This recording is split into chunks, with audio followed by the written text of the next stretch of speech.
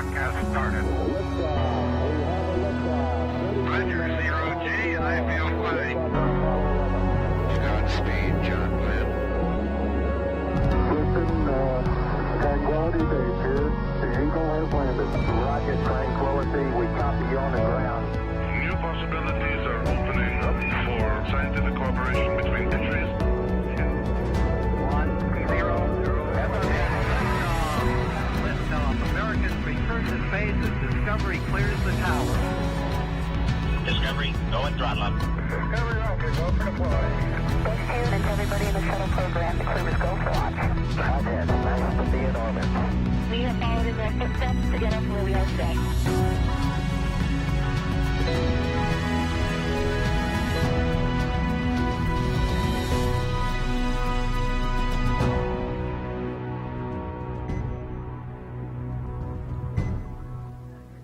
Good afternoon. I'm Megan Cruz with NASA's Office of Communications, and welcome to Kennedy Space Center on the Space Coast of Florida, where we are once again poised to make history. This time with NASA's Boeing crew flight tests set to lift off on a United Launch Alliance Atlas V rocket from Cape Canaveral Space Force Station's Launch Complex 41 on Monday, May 6th at 10:34 p.m. Eastern Time. NASA astronauts Butch Wilmore and Suni will be the first to fly on Boeing's Starliner, making this only the 6th time NASA has flown a new crew transportation spacecraft. And here to speak with all of you about the recently completed launch readiness review, as well as any other updates we have on the mission, are leaders from NASA, Boeing, and ULA, also a launch weather officer from the 45th Weather Squadron. So let me introduce them to you now. No stranger over here, NASA Administrator Bill Nelson. Then we have Steve Stich, Manager, NASA's Commercial Crew Program. Then joining us virtually from Houston, Dana Weigel, Manager, NASA's an International Space Station Program. Back here on the dais, we have Jennifer Buchli, Chief Scientist, NASA's International Space Station Program, Mark Nappi, Vice President and Program Manager, Commercial Crew Program from Boeing. And then Gary Wentz, Vice President, Government and Commercial Programs over at ULA. And then Brian Cizik, Launch Weather Officer, 45th Weather Squadron, Cape Canaveral Space Force Station. Now, each will give brief opening remarks, and then we'll open questions from here in the room as well as on the phone. If you're here in the room, please wait for a microphone to come to you. And then if you're on the phone, you can get into the question queue by pressing *1. Just a reminder, please ask one question and try to keep your questions to today's mission that we're talking about. All right, Administrator, go ahead. Thank you, Megan. This is a test flight that brings to bear all the things that the title implies. We're testing the vehicle for, in this case, the first time with humans on board. Megan said this has been done 6 times before. So you think of it. The first time humans have flown on a new spacecraft. Started with Mercury, then with Gemini, then with Apollo, the Space Shuttle, then Dragon, and now Starliner. And come next year, it will be the first time that a crew will climb on and will launch on the Orion spacecraft, which will take us around the moon. Because it is a test flight, we give extra attention. They're checking out a lot of the systems, the life support, the manual control, all of those things that you want to be checked out. That's why we put 2 test pilots on board. And of course, the resumes of Butch and Suni are extensive. The other thing to comment about this flight is this is all a part of our commercial activities. So you've already seen commercial crew and cargo to orbit with the Dragon and other cargo vehicles. This will give us that additional capability because we always look for a backup. That's why, if you remember, in the competitions on the spacecraft to be the lander on the moon. NASA had awarded only one, and we insisted that we go to a second competition for a second lander. That's the importance of having two to give you the robust capability of carrying out the mission. And from NASA's point of view, it's a fixed price contract. And we share in the development costs, but then the operation is a fixed price contract. We're doing that as we go to the moon as well. And so we are going to have a whole new adventure. This is very much a part of our exploration of space in what I call the golden age of space exploration. And think about it, since we're going to keep the International Space Station going for another 6 years to deorbit in 2031, think about these spacecraft.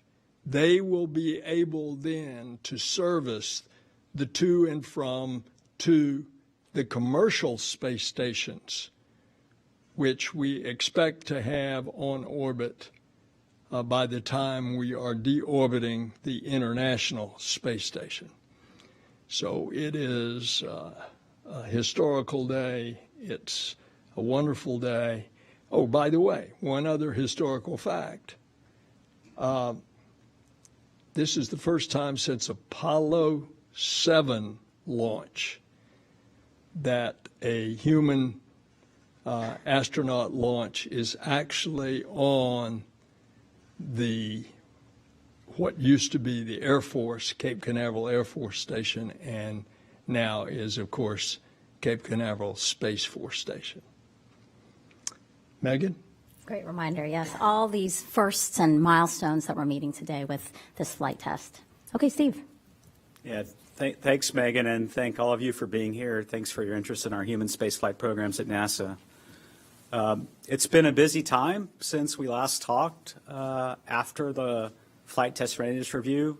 That Friday after the review, the crew got into the vehicle, and you heard from Butch and Suni, did a mission dress rehearsal. They were extremely pleased with the vehicle. We checked out the spacecraft, checked out the whole process of getting in and getting suited up and doing comm checks. That all went really well. Have a few things to move around in the cockpit based on Butch and Suni's input, but that went extraordinarily well.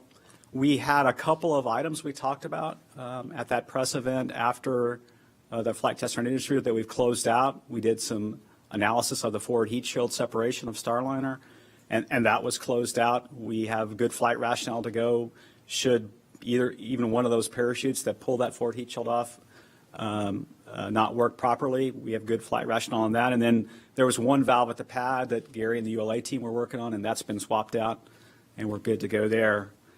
I just got back from Complex 41 this morning. It was really exciting to be out there for me, thinking about flying Butch and Suni on Starliner and the Atlas just in a few days. It was great to see the team and everybody's excitement proceeding toward launch. We had the launch readiness review, and everyone pulled go to proceed. And Gary and Mark will talk about the timeline of rolling out to the pad and getting the vehicle finally ready for flight.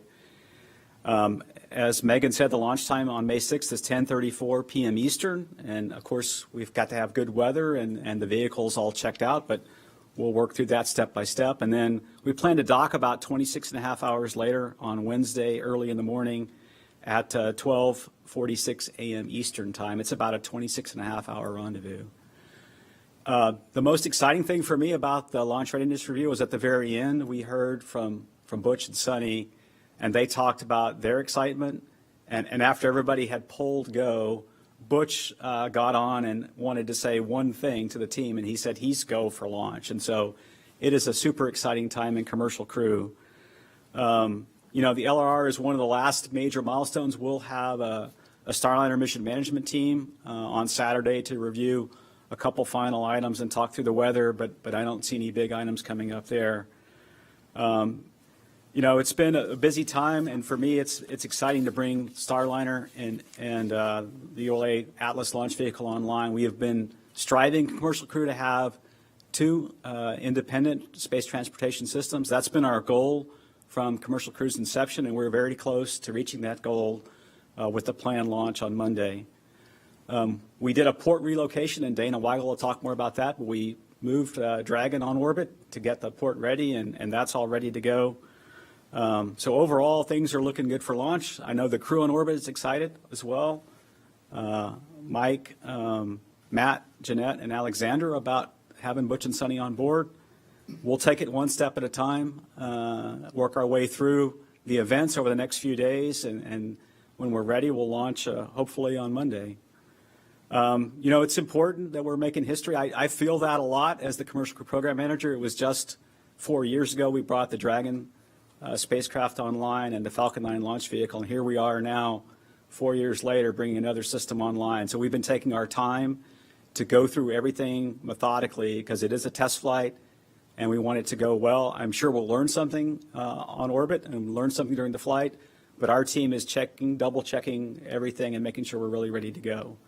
So I want to thank our entire team on the commercial crew program within NASA, the Boeing team, our international partners, United Launch Alliance. It's been a lot of work to get here. We have a little bit more work to go.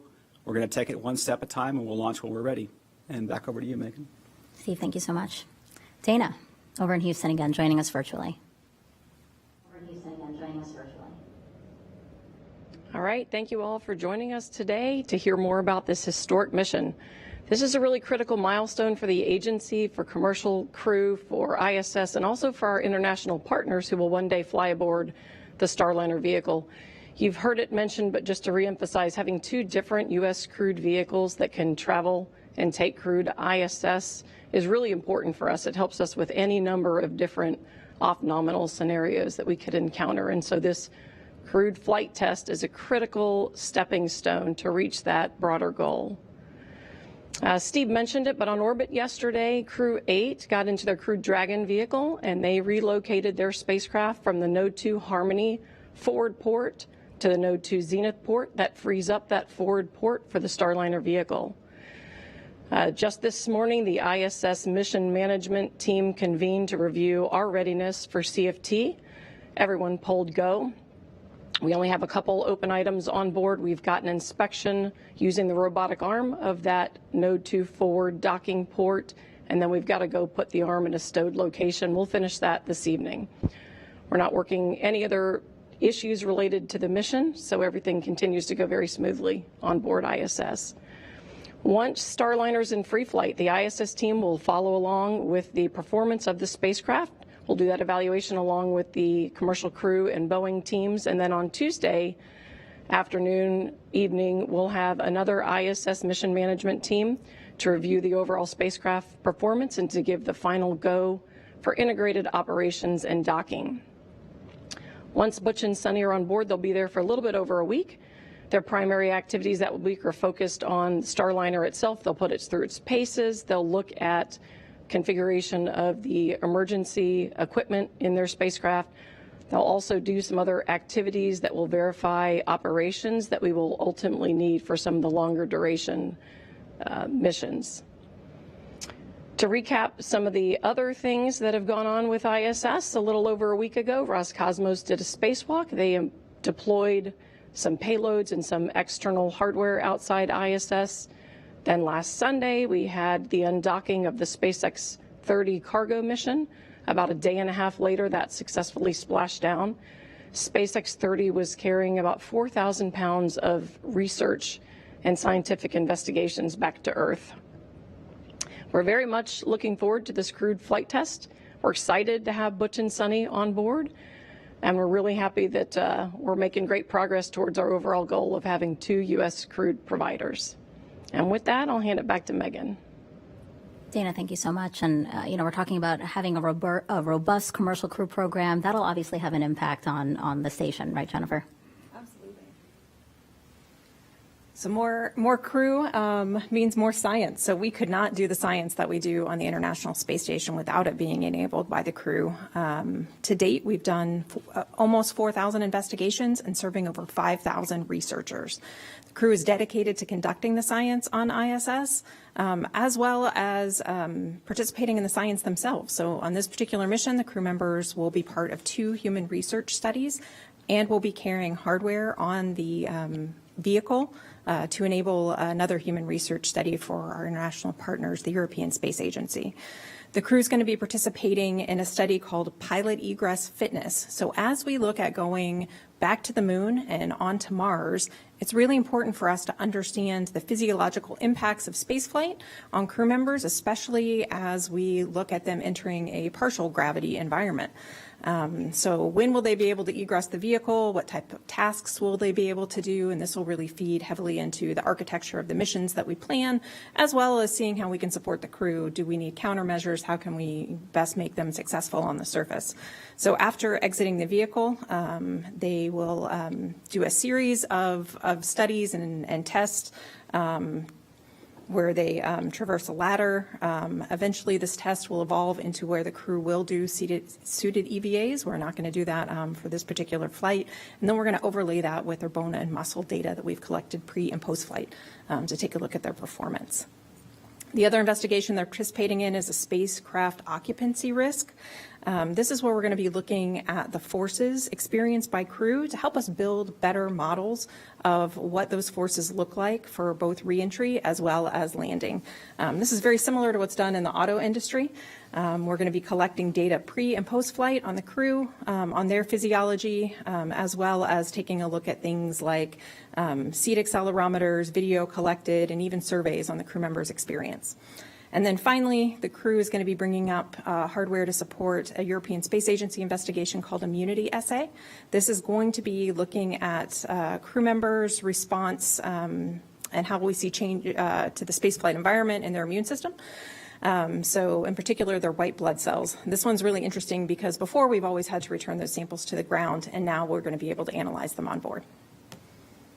Thank you so much. Again, a reminder that this is a test flight of so many different things, not just the vehicle, not just the spacecraft, but also our astronauts as well. Okay, Mark. All right, thanks everybody for being here today. Today we had the last of a pretty long list of reviews that led up to this, and today's was just like all the rest, and it showed how well aligned and how ready we are for this mission. As of last night, we had 0 constraints to launch. And really all we are looking forward to now is the work that we have to do this weekend to get ready for Monday. That includes, of course, rolling tomorrow to the pad, configuring the spacecraft for launch. So to do that, we'll open the hatch. We'll do some final cargo and configuration for crew ingress. And then we'll do some power up and some health checks to make sure the vehicle's performing properly.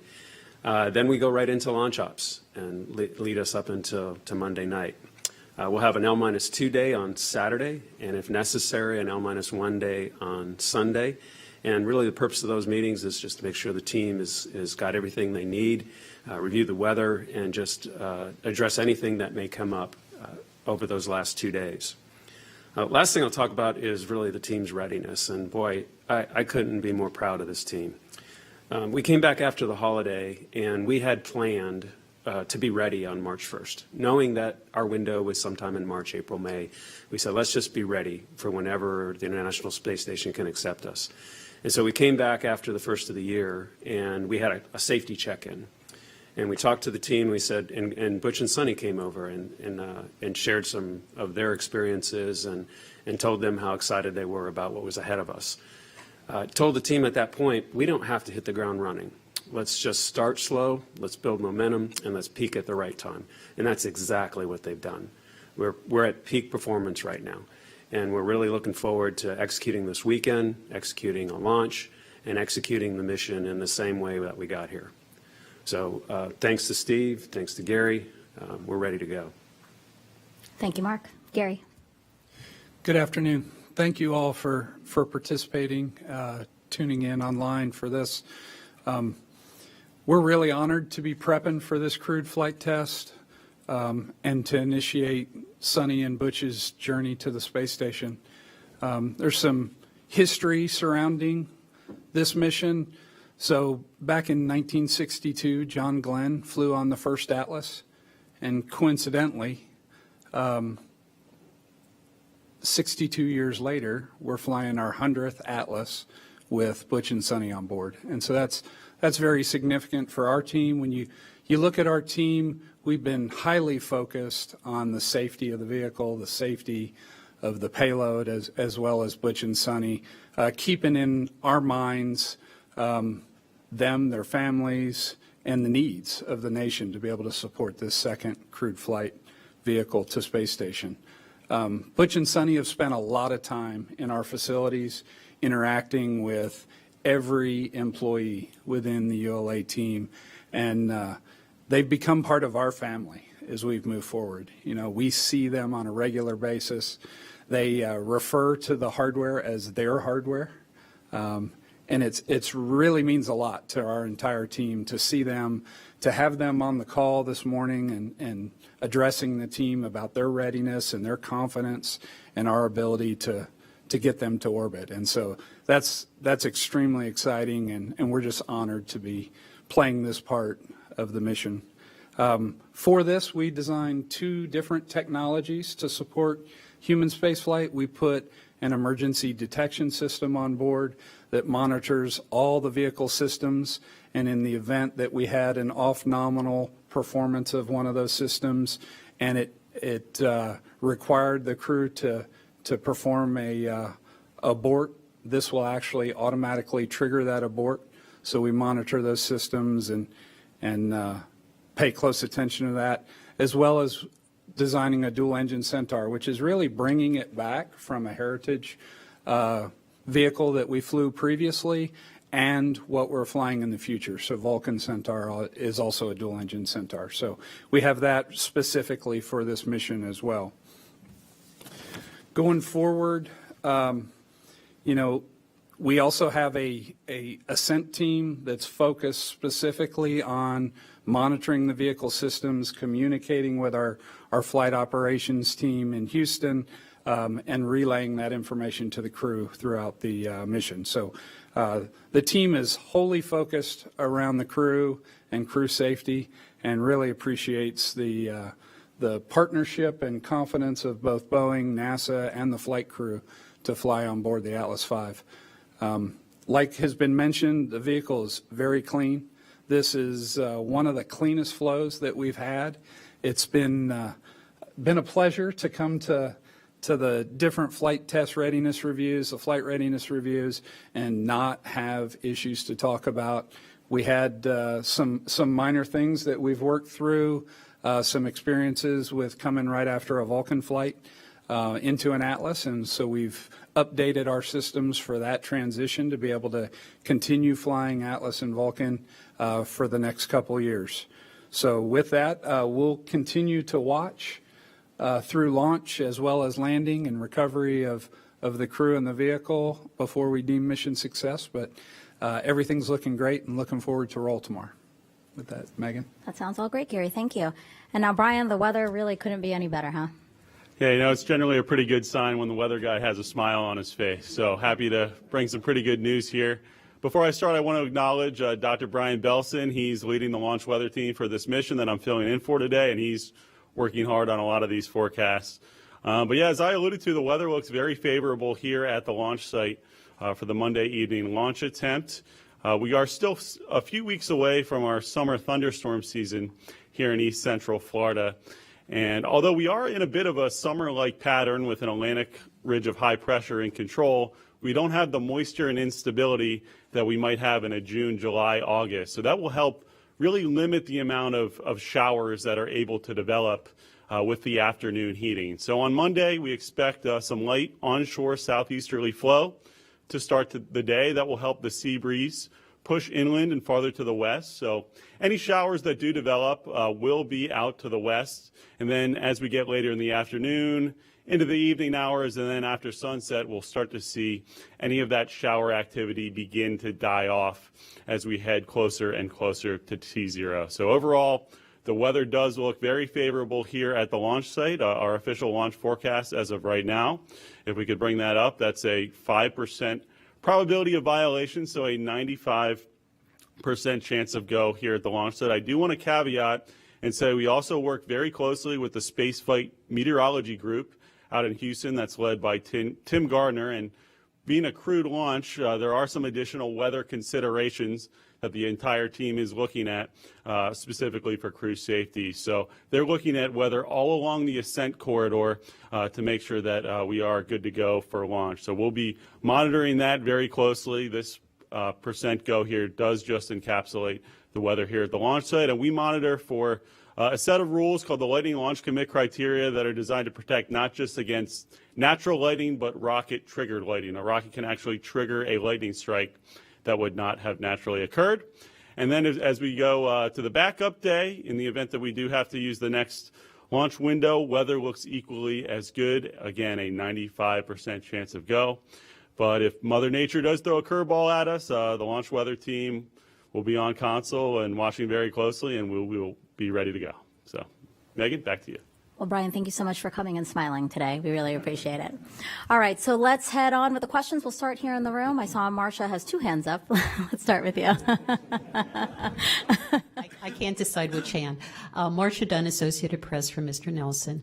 What personal assurances have you gotten from Boeing that the safety issues on the airplane side have not spilled over into the spacecraft side? And have you talked directly to Dave Calhoun about any of this? I've talked to Dave Calhoun many times, not most recently since the aircraft division of Boeing has had the most recent problems with those bolts on the panel falling out. But Dave Calhoun, when I first met him, he introduced me to his new head of Boeing Defense and Space. And he said, this guy is a good one. And he said he is going to make sure that everything is working in that defense and space sector, which includes the Starliner. And my interpretation and observation is just like has been reported to you today, that they have done it without a hitch, that this is a clean spaceship and it's ready to launch.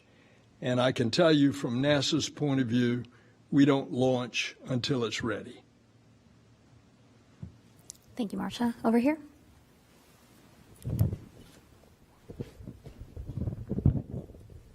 Jeff Faust of Space News. For Gary, besides the emergency detection system and the dual-engine Centaur, is there anything different about this Atlas V from other previous Atlas Vs? Is there hardware or procedures, anything that might account for, as you said, the very clean flow leading up to this launch?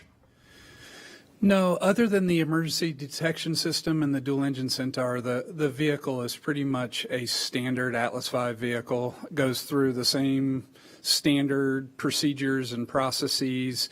The only other significant difference is it doesn't have a payload fairing. Instead, we have, as you've seen twice previously, a capsule with an aero skirt sitting on top, and that's all been flight proven and checked out. So we're very comfortable going forward.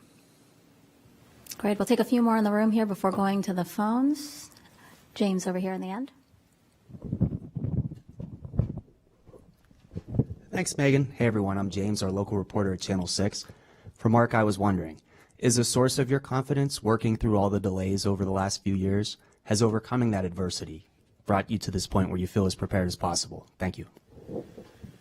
Well, you know, we go through a pretty rigorous process to get here. And really where my source of confidence comes from is going through that process and getting the alignment that I talked about earlier. We work very closely with NASA, with everything we do from the factory floor to the software to all of our engineering design and our certification products. And we've come to the point where we are all in total agreement. You can't be more confident than that. Okay. And we have Will over here in the back. And while we're getting the microphone to him, again, just to remind those on the phone to get into the question queue, hit *1.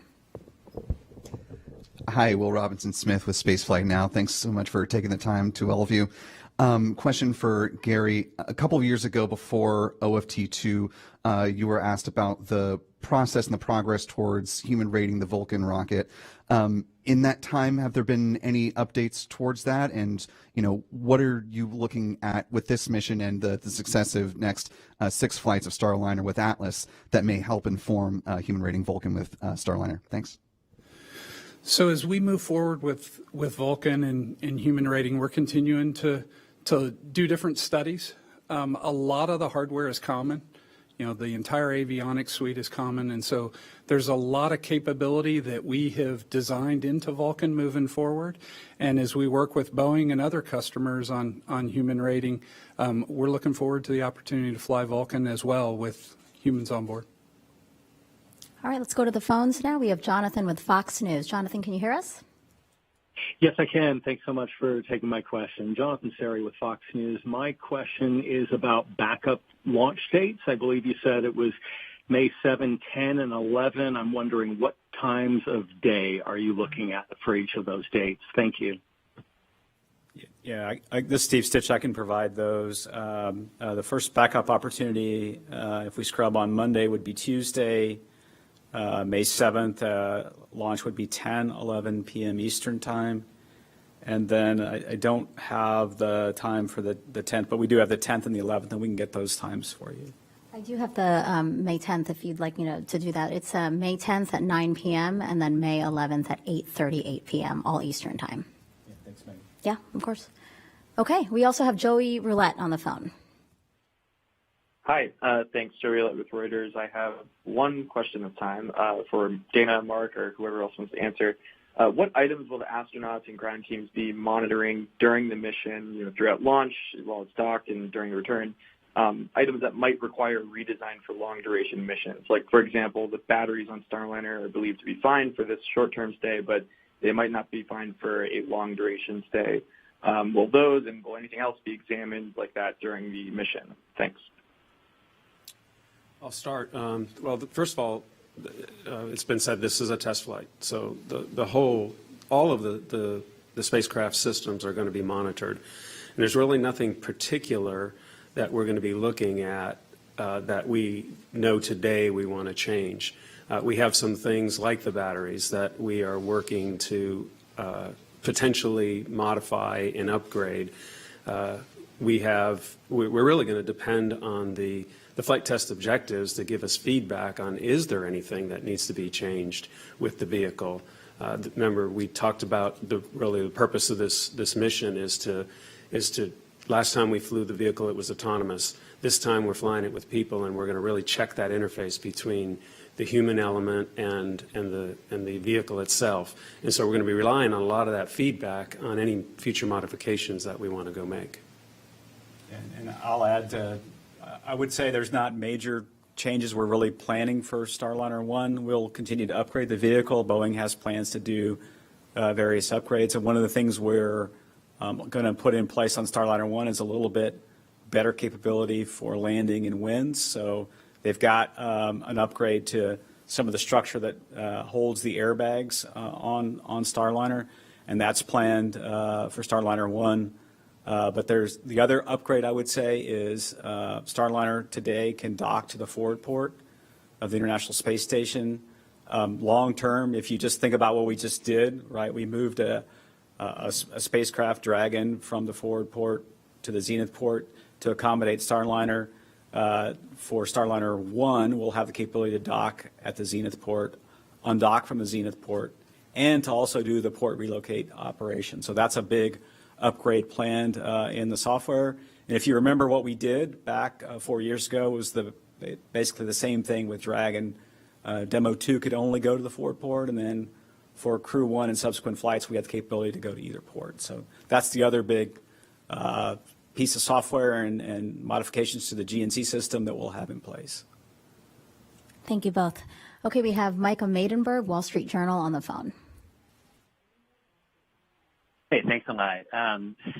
Steve or Mark, could you talk about preparing for any potential contingencies that may come up during the mission and how Boeing and NASA will be kind of communicating about those and decision making? Thanks a lot. So I think it's probably twofold. The first is the team that's actually executing the mission. And they train and train and train and train for these contingencies. And they're just well experienced to react to them. So we let them react to them. And we rely on the feedback out of our mission director and Steve's operations manager to give us the information that we need in case we need to help them or we need to communicate across the industry or communicate out. So we have contingency plans in place so that, number one, we're executing them inside our programs and inside our companies, and number two, we're executing across NASA and ULA if necessary. Yeah, and I would add that really it's been really, even for the long haul, ever since the contract was awarded, about teamwork. And if you step back, the flight control team has flight rules and procedures. The crew has procedures in place for many contingencies. If a piece of hardware fails, then they can use the backup hardware. That's all well practiced, as Mark said. They go through simulations and train and understand those flight rules. It's much like we had for Space Shuttle. And then we have a management team in place, a Starliner mission management team, just like we had for Space Shuttle, where if there was something outside the flight rules or the procedures that we needed to do on the mission, that comes to this forum, which we have on a regular basis, and then the NASA team can weigh in.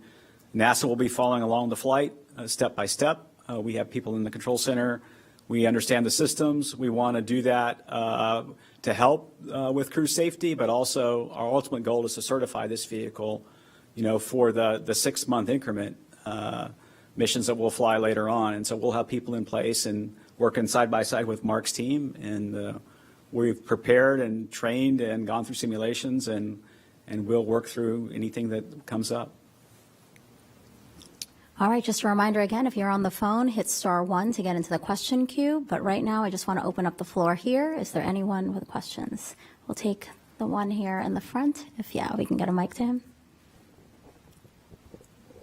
Yusuke Tomiyama, the Yomiuri Shimbun, Japanese Daily. I have a quick question to anyone who can answer. Japanese astronaut Kimiya Yui and Takuya Onishi will fly to the International Space Station around 2025. Let me know the possibility that Japanese astronaut will board on the Starliner after the successful crewed flight test. Yeah, we do expect, after we get through this certification flight, the crewed flight test, that we would start flying international partner astronauts as soon as Starliner 1. So we already are working with all the international partners, including the Japanese Space Agency, ESA, and Roscosmos as well, to share information so that they can understand the spacecraft. We'll keep doing that in preparation for Starliner 1 and subsequent flights as well. Great. I saw another hand on this side. Oh, yeah. This is not from Space TH. My question is almost identical to the previous one. When will we see the Russian cosmonaut fly on the Starliner? Thank you. Yeah, Dana, would you like to take that question? I'm sorry, someone was talking over it here. Can you please get it repeated? Can we get a mic back over? So my question was, when will we be able to see the Russian cosmonaut fly aboard the Starliner?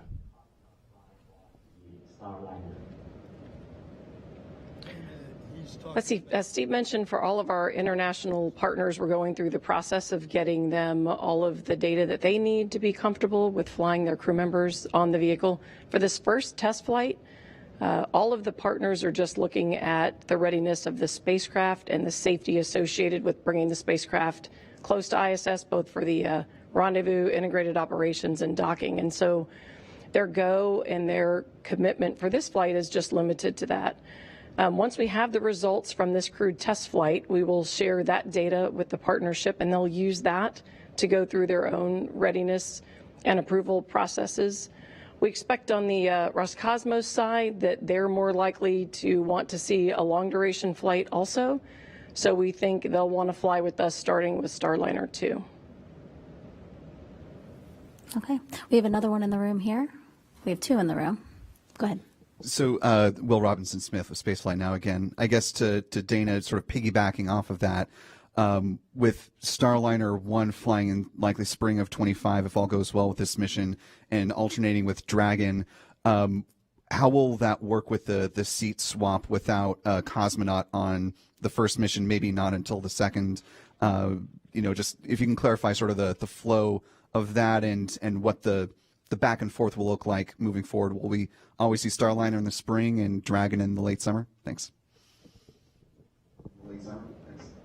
Sure. We're still working through that with our Roscosmos counterparts. It's our desire to continue to do integrated crew. We think we just have a lot more robust capability overall, similar to the reason why we want different crewed vehicles. It protects for a lot of different off-nominal scenarios. We intend to still fly crew members on the Soyuz vehicle, but we haven't reached agreement yet for that for the overlapping period with Starliner 1. So that's still work in front of us. But the expectation is, even if we can't make that swap work, we'll go back to the integrated crew and swapping for all the rest of the flights. In terms of the cadence of the flights, the idea is once we anchor the first Starliner 1 mission, we will alternate providers, so you'll have Starliner Dragon alternating back and forth at 6-month intervals. Thank you, Dana. One in the room here. Thanks for being here. What are the differences between flying a 2-member crew as opposed to 4? Are there things that you're going to glean and learn from this one that will? Are there big gaps or differences, or is it the same no matter how many number that you have on board? And that probably is for probably Steve. Yeah, that's a great question. One of the things we're going to do while we're docked is do what I would call a habitability evaluation. So we're going to get extra crew members in the vehicle and just think about, what it would be like with 4 people. I think Butch and Suni will also help us out, right? They'll go through how you sort of live and work in space in Starliner with just those 2, and then I think they're such experienced test pilots and such experienced astronauts, they'll be able to give us a feel for what is it going to be like to have 2 additional crew members. The vehicle itself is designed to be flown really by a single crew member with the ground helping them, and so we always want to have a backup, a commander and a pilot. That's just our heritage and tradition, just like in an aviation industry. But adding a couple extra crew members, it's really about habitability, how are things going to be working, sleep, and those sorts of activities. And I think Butch and Suni will give us a good feel for that after this flight. All right, let's go back to the phones. We have Gina Sinceri from ABC News. For Dana, how important is this mission to add robustness to your systems on the space station?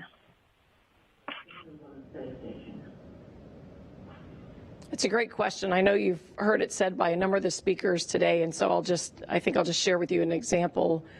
When we had the Soyuz leak on board and the Soyuz issue, the first discussion point was, if we need to, how do we safely get the crew home? And in that case, we had plans for contingency coverage. If we had to bring the whole crew home on a SpaceX Dragon, we could have done that. And so the more dissimilar capabilities you have, the more robust you are for dealing with issues that could arise on board, or issues, for example, with the launch vehicles. So today we're all launching on Crew Dragon vehicles. We've got the F9. If for some reason there was a problem that could have affected the fleet and you've got to stand down for a while, having another provider is really, really important.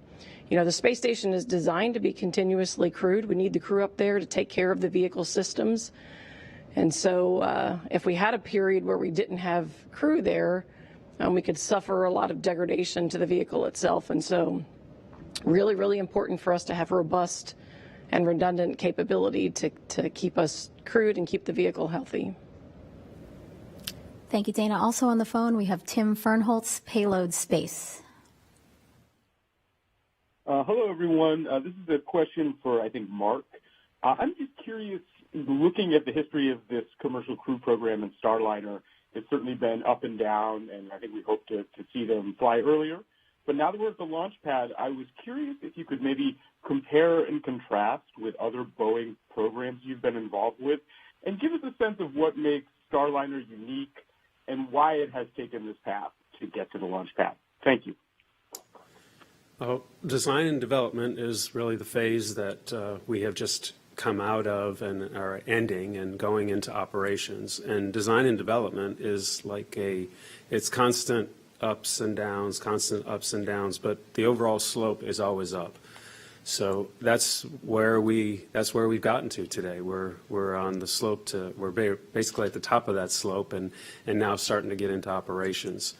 It was typical on SLS, the program I was on previously, and then of course I was on shuttle for most of my career in the early days of operations, and it was almost similar, just because you're maturing in the life cycle of operations.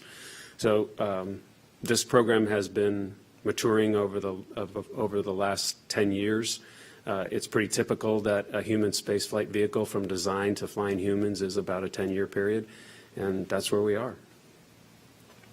Okay, we also have Joey on the phone again from Reuters. Joey, can you hear us? Yeah. This might be I don't know if somebody already said this or if I should already know this, but I'm just curious if someone can speak to how autonomous Starliner is in general. Like, can we put a percentage on that as 100% autonomous? And then, what part of that could astronauts manually take control over in the event of a contingency with one of those systems? Thanks. Okay, I can start. Well, first of all, it's fully autonomous.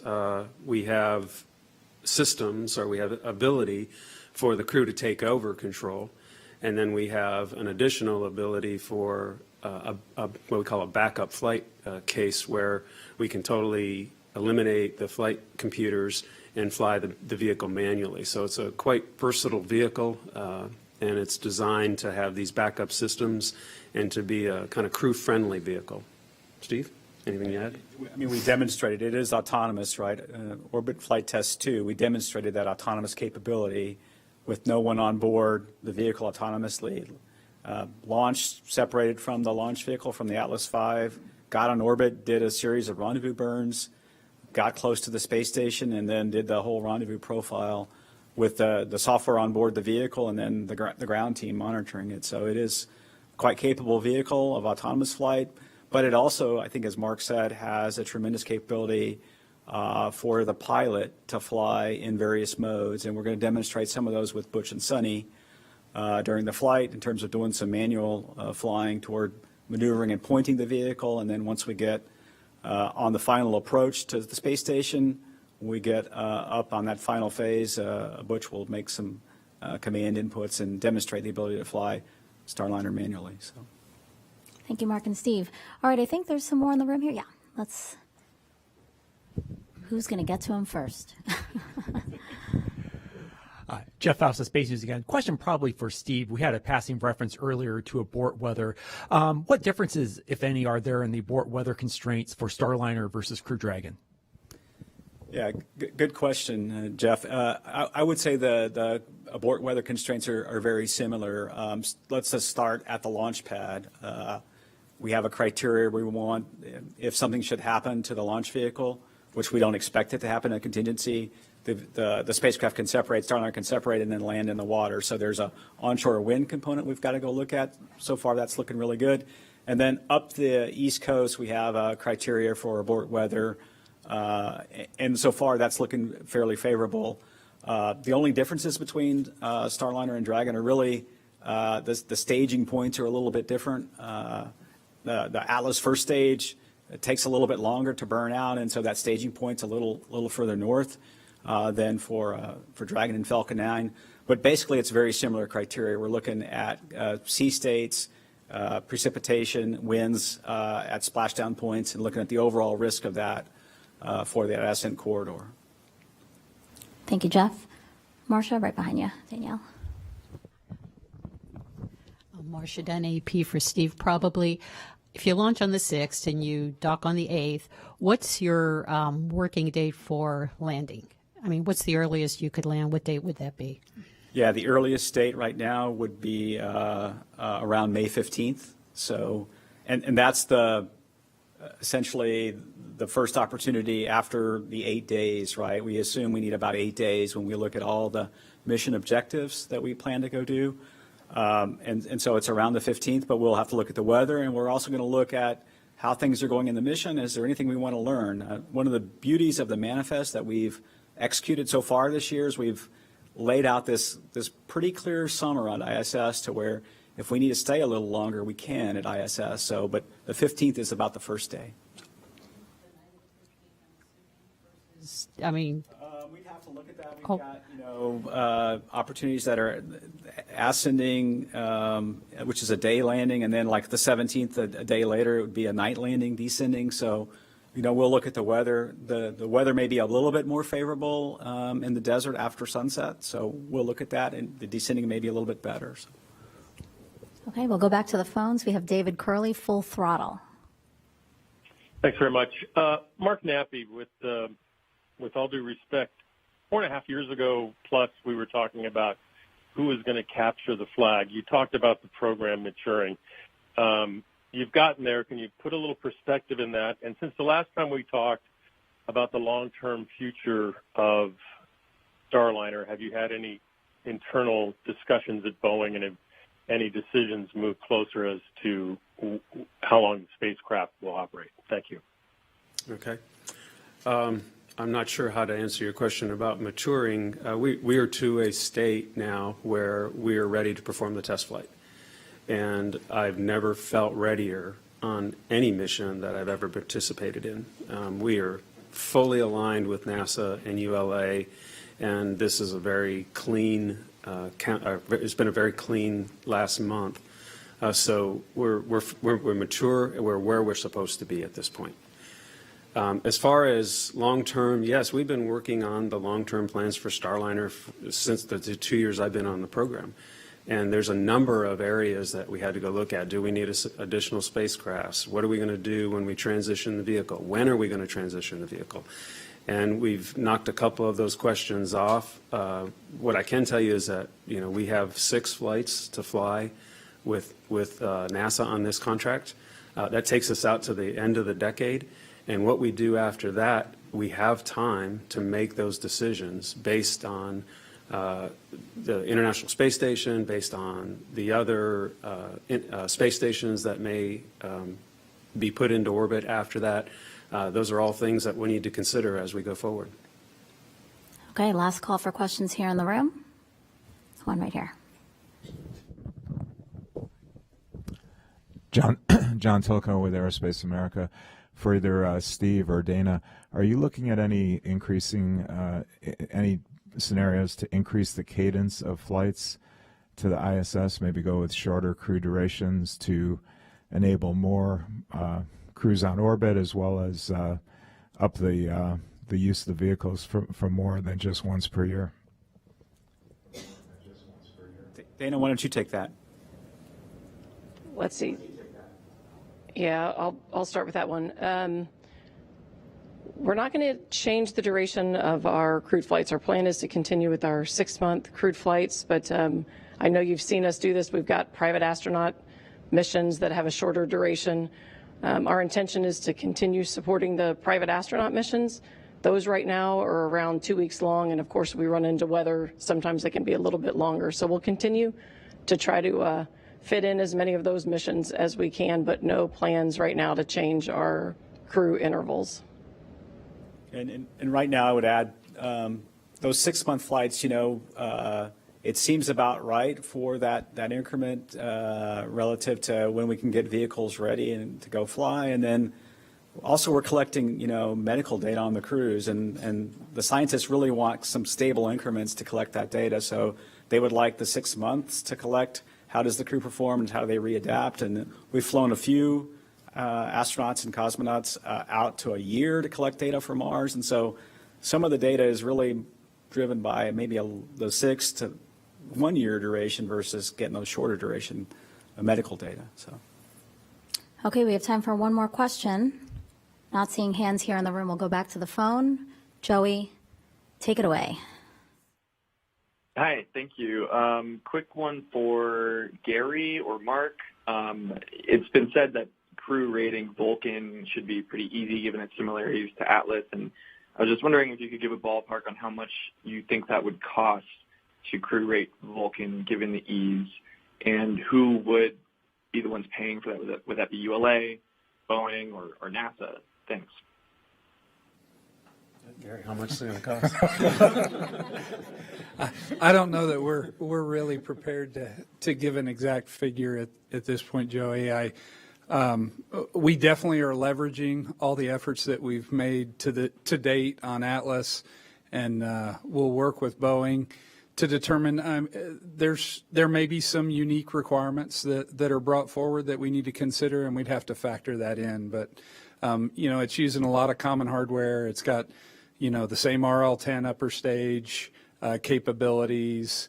We'd have a new BE4. We'd have to look at that and some of the hazards that are encompassed around that configuration of a vehicle. But whether it's faired or unfaired, those are things that we'd have to work with NASA on the requirements. But I'll just add, we have been working with Gary and ULA on what it would take to use a Vulcan for additional flights after the 6. And that's what we've been working on for the last year and a half or so, is just understanding what is it going to take. What does the cert flight look like? If we have to do one, what are the changes that have to be made? And so we have a pretty good understanding of that now, and we're just looking forward to making those decisions when it's time.